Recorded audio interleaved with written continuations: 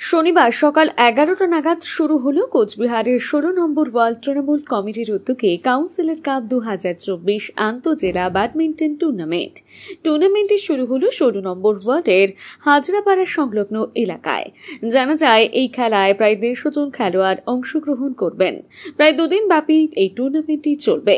আজ এই টুর্নামেন্টের শুভ উদ্বোধন করলেন কোচবিহার পৌরসভার পৌরপতি রবীন্দ্রনাথ ঘোষ সহ কোচবিহার 16 নম্বর ওয়ার্ডের কাউন্সিলর অভিজিৎ দেব ভৌমিক এবং অন্যান্য ওয়ার্ডের কাউন্সিলররা।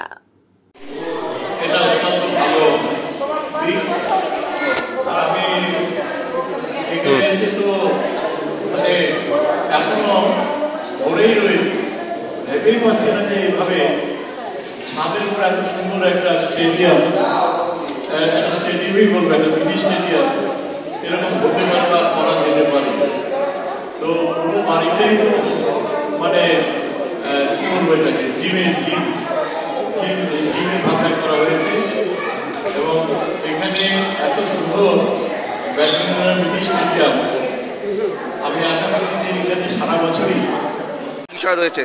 দিনের খেলা প্রায় 150 শতাধিক খেলোয়াড় এই খেলার অংশগ্রহণ করবে। বিভিন্ন এজের টিম রয়েছে।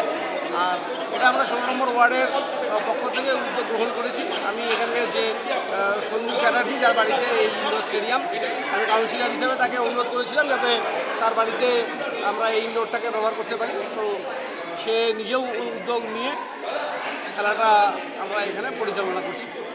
আমাদের ওয়ার্ডের শহরের সব কাউন্সিলররা এসছেন। আমরা সব নাগরিকদের অনুরোধ করব ছোট ছোট ঘরের ছেলে মেয়েদেরকে তারা যেন এখানে নিয়ে আসে।